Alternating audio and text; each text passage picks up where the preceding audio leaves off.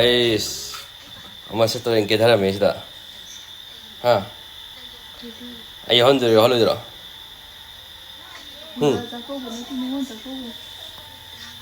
Siapa tinggal dalam tinggal. Siapa tuan terus ring light ke tan kilim, tuan terus dah. Wah wah. Light terlebih biru di tarik. Wah wah. Madam doktor ya sih, sakit pergi. Si pai kok pai amput. Wait a minute. Who are you? Sao chất bây giờ mới pot thằng ơi lên đi. Manipur इमाना यही करे Ado ai hello em. Ado gì cái tàu đấy. Ai lấy đấy, khôi sai lấy đấy, cái tua lấy, khôi sai lấy đấy. Cái gì post khá đa mà đi na, ai chuyên cái tàu này, cái gì cái đó lấy. Chắc có bên này na, ado cái gì cái post đa mà đi mà jo. Ado cái tàu bên này mà gì, đừng có cho cái vị trí lấy này mà có. Ado hắn cái cái số bên nó sẽ lấy. Anh đi đây nó mang cái số làn tàu bên này chắc có bên bả chụp này thế. Mamang ini, mah hek lu hompa dum lan hu le na, lan tau betul mamang itu kemai tu kan dah. Cakap ubin pan set deh, soalnya kita ni kita tahu set deh. Cakap ubin itu sebenarnya mana terbalik kok. Sebenarnya yum tu selaga moi mungut tu sah. Sah betul, tapi yum tu sah am di jauh le. Mamang cakap ini na, ada kau hendak kita ni soalnya ningo cakap ubin soalnya kita cakap je. Kita ni asyik bayu, ai gari dia asyik. Ada kau soalnya ningo cakap je, keno ojo ni, hendak kita na, keno ojo ni. Han ojo ni bukan.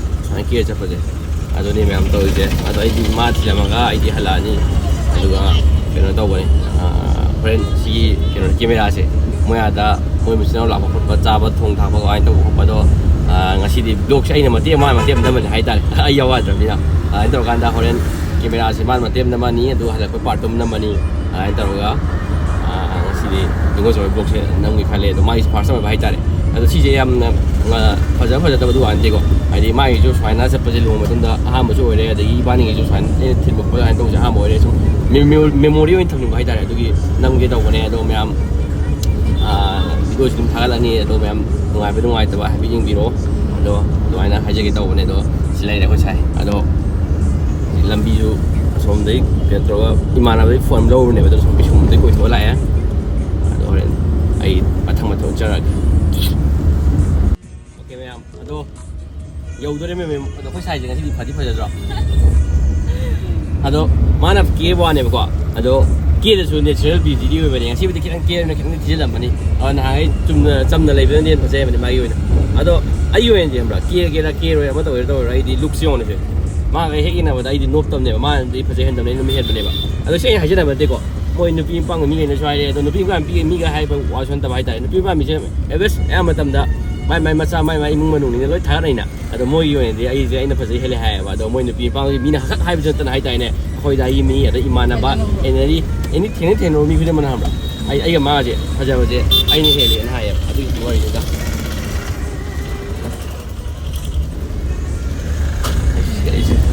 hele hende hele ai ni ki pe je sang mai tal le ba ki thijel la phasai ya nupi hoi ba ni ki ba phaja ba je ai ni hele no sana ya jare Amda hai si video sing sakin si memori le hodo ni.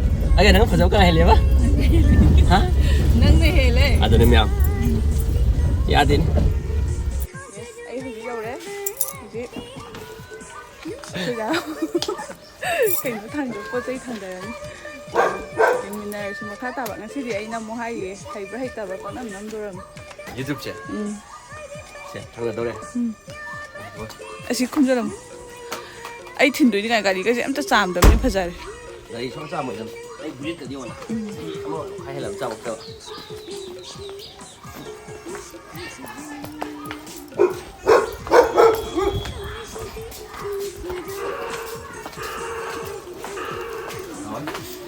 Rồi cái xử lý này.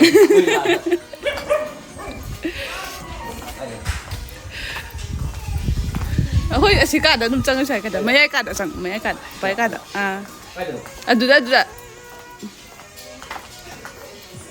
Kayak lah. Aduh, kau nak powder am tak? Powder nanti. Kau nak powder nanti lain tu lepas ni kau. Aduh, kau saya mana office lagi. Namu kami pergi jauh tu ni, keba. Ni tu nama minum keba. Supriya kami pergi. Supriya sila ni, mai mesin sila ni. Masak mana have tu ni? Masak kita happy mana apa ni mesin nau ni na. Aduh, pasal apa dia kau saya ni kita hendak. Ya deh. Ini dah sedar nak.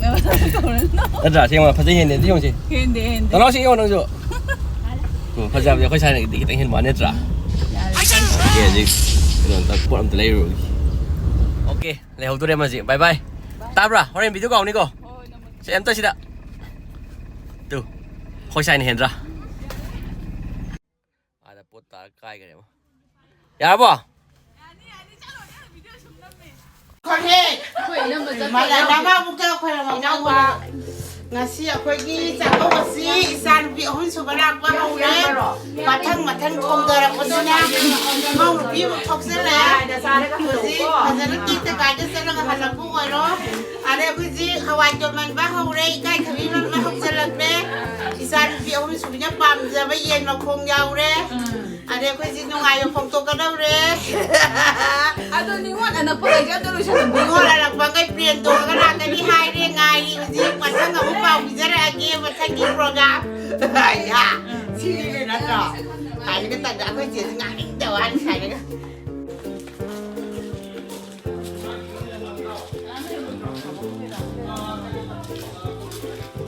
Moi dah tu sana pi dong.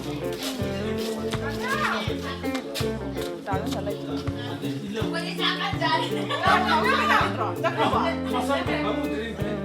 Kita mau dia tu ni. Kita boleh bro. Noi jangan noi dah kau bah. Dah macam kau gitu deh. Lai ban ni kita lai kena kau. Kita mau dia. Macam dia yang cakap ni. Oh, tahu nak boleh. Nama dia yang kau pergi dia. Dah tu mana kau ni? Laki kau tu kau ni. Ai tu ni dah tu mana kau le 在一起的。咦，我在有。在dah tu bah. Oh, tahu. 走。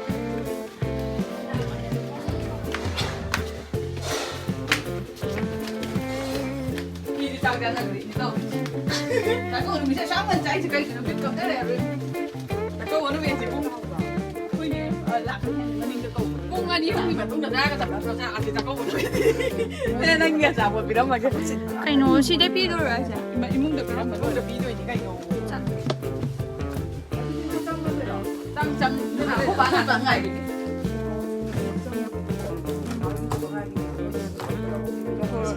thà đâu đi đâu mà đi đấy ngoài em phải này nằm mông của tôi phá phật với lao à khôi đồng nó phở mất cái không có đấy cũng mà sẽ được tích sáng bầu từ đi phải lấy rồi chúng tôi xem có phải gì rồi phát đấy ấy phát đấy rồi phải cái câu rồi các bạn xem tôi ăn gì à tôi cái gì chạy lên đây là anh Pak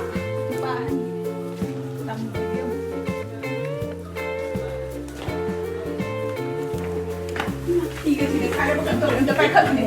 Asli video ni ya. Asli video mana?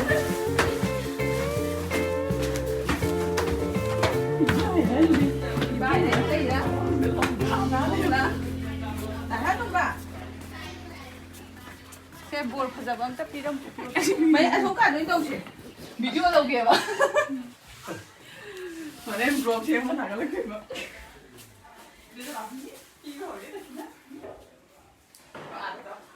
Hay mà chi đây.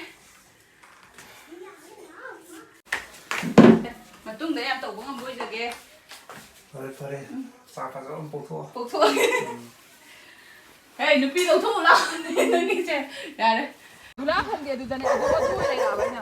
Khối đã yêu cho là lấy nuôi Nicola không? Ai Nicola mà trang đi ông này. Có bây giờ mà gì nó câu gì nữa mà. À khối trang đi tao làm mầm nè, aku bà đó là cái bên này bà. À khối mà thi luôn bà. Thậm chí đôi cả hai trong như vậy.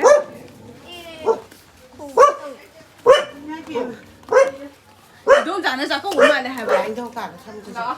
Khối làm đôi như cái nó là ổn này. Anh đâu cả không mà một cái. Là vua piด้วยเหรอ Pi rồi đấy là. โรมาทางได้ย่ายามปอกจะจ๋าได้ย่ายามฮับก็ดูดิแบบนี้นุ่งอายรู้อย่างนานเลยแต่นานแล้วด้วยไปชาบิมซามาละแย่ใช่ทำ Không có thầm sao mà. Khối yam bà, yam mình đi. Em mình phải chắc chỉ ở đây đấy. Đây cô lập trái. ก็สวยทำเองเลย Happy. Aku jadi happy dengan. Pasal apa kamu? Ba được không? Anh là Ningang dùng của mình rồi nhưng ông không có cho con mày nó hay nè. 곰팡이가 꼴하게 아니 좋아지. 아니 좋아 봐. 아 생각이 드는 거 가지고 안 이기는 거 봐. Lâu nay cuộn anh đập à? Là nó ơi, cái gì đẹp mà đâu đi mà đi qua. mayam akwai hujik chakchaba loisale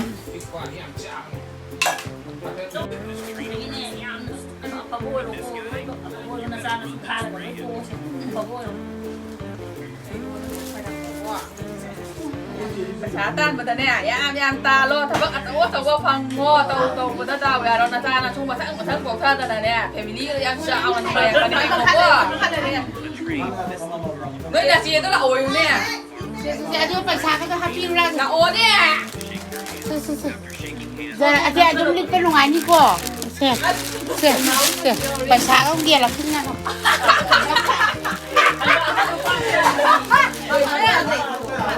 Không lo. Không lo không lo. Đi lại lòng đi bạn. Bé mua đi bố. Lại lòng đi bạn. Tụi nó không thể nó trộn. Mà đây tụi cả nó ai thua nó đâu rồi. Ở đây tụi cả nó thua nó đi rồi chị. Ai làm nó có cái máy phải đi ngồi. Quay ra mà nó phải là thua nó. Phải ra đắp gì vậy? Mà ta thua là. Có đi nữa đấy. Mày người. Để ai đồng quay đâu mà. Cô nó buồn kìa. Nào chị ạ. Ấy buồn nó buồn. Ôi đừng ai bị đau đâu. Nó phát bị đau đâu. Ấy buồn nó buồn hả?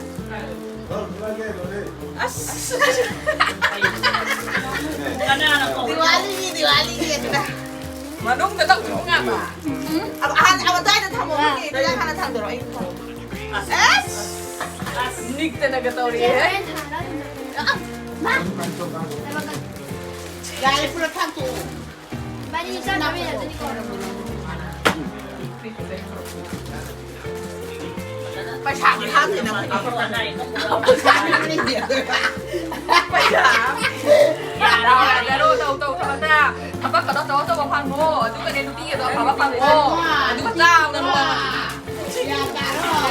Dạ ta đó. Dù thật luôn. Dù bàm ta bôi rồi có ngàn bà. Qua đâm đào ta con đi bôi rồi. Cái nó chỉ có tàu nó nuôi à đi. iPhone lại. Phải thao rồi. Tàu. Xin nắm biết Tàu. Ôi thằng đào gạo rồi. Và ya. Thằng bác cả tàu có ngầm bôi rồi. Mà chúng đây ăn tàu có ngầm bôi. Thế là đâm má đã ngầm bôi rồi. Hai ra bên chùa ban đà. Hầu đi ba mà nó cầu là ba mẹ na. Nhà đi ba mày na yên yên ra đi. Cùng đi nón du. Cùng đi nón du. La ba da. Jadi mesti kita ngon cincak kau bagi ngai berpang tok kau mina nongsu. Isai ma pang tok dari. Bayang jem biu, harau biu, nungai biu. Ngasih kita bercai. À. Dính nhiều mà này. Hầu gì khuyên mà chắc câu có lẽ. Đã khi nào hiền. Nai ini tôi chỉ nên nghe nghe. Cái sản phẩm lên mà đó. Cái sản phẩm này vào đủ kia na tu Mình mình sẽ xem Milton cái nộp đi. kia na aku ka trong gian ba hắn đồ xin na khoai atom mà đồ cái xin na aku cái nó na sana đồ ba cái nó cái ingo sai mà thầm Dạ. Đang sụp làm đây đấy. Xin cái này nè. xin na nè Cao rồi ba. xin na guna xin na mal xin na guna xin na san này Nè bếm char du. Khi nào nè bếm muốn là gì? à Nói phải vậy. xin na nè bên mà hắn Xin nào cái sản phẩm nè bếm. Phải đấy phải. Hà Rao rồi chắc câu chạy luôn vậy. Rồi rồi chị harau rồi. hắn nào đấy Phải đấy tôm nấu cái phần em chụp phong ra. Bằng cái gì. Gari đi xuống nó cũng thầm. Thôi sang. Nuôi ở cái cung gì. Chef photo làm gì nào? Cái này cũng sẵn gì. Khuyên phần đêm. cái gì ở đấy view bên này Ở bên sẵn gì đó. à Cái nào khuyên gì nhé. 부대 khuyên chị hơn. Cái nấu. ตัวชิ้นน่ะพ่นอุ้ยแต่วิดีโอมาอย่าคนละกันด้วย ขอตัวน้ำมันสินะยายจะจามสิ Adik ko sai lâu đấy yum da lấy alo cái nó đâu rồi sai thì cái chỗ thịt lẹ cho nên là con phụ rồi không ai gửi tao hạt lấy gì cả ai lấy cả con sai lấy em thật là gì à Ninh hay sai đấy à Ninh được chưa Ninh đằng ok nào chứ cô đang thực hiện ra rồi Ay, pare, para sa... Yeah, go.